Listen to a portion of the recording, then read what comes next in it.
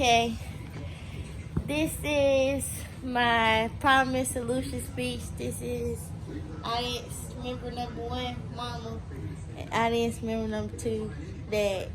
Okay, great. All right, now I'm going to talk to you about gun control and what it's doing to our community. Let me set this up here. Okay.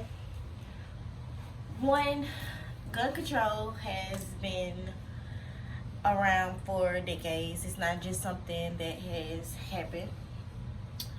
One thing that I've learned about gun control that I did not know is that in actually some states, gun laws are passed. You are actually permitted to have a gun.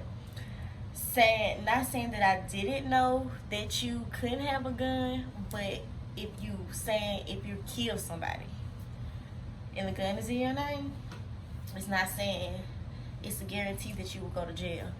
Some people don't go to jail. Take the Trayvon Martin a situation for instance. George Zimmerman didn't face any time. They didn't find any crime because in the state of Florida, it is legal for you to have a gun, even though it was not his duty to fire at Trayvon Martin, and he was also authorized not to shoot at all. You have many different gun laws that are passed each year to fit a certain person.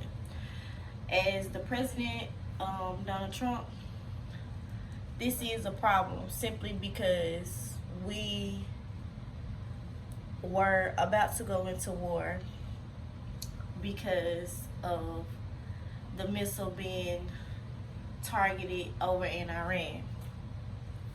It's just certain things that should not be done, certain things that you should not do as the government, as a leader.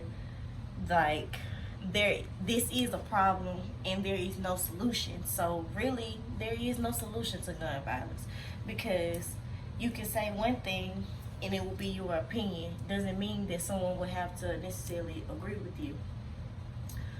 Gun violence has been around for decades. It will stay around. It's still going on.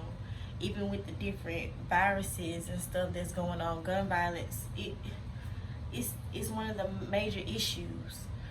The virus that's going around now, I feel like gun violence is more important than the virus, because it's drive-bys constantly going around. We have been witnesses to gun violence before. Like, it's serious. It's nothing to joke about. Drive-bys, just having guns, not necessarily having the guns in your name. It's so easy to go into a pawn shop and just pick up a gun, because no one nowadays cares. It's so crucial out here in this world nowadays that no one cares if you have a gun on you. No one cares. If you were to go into a pawn shop right this moment and buy a gun, they wouldn't question you for ID. They wouldn't question you for age. I've seen this firsthand. I've witnessed this happen. I've seen this happen. It's not just something that I'm just talking off the top of my head. I've seen this happen. People that march for us, Martin Luther King, Medgar Evers, just people that were Emmett Till. Even he was a victim to gun violence.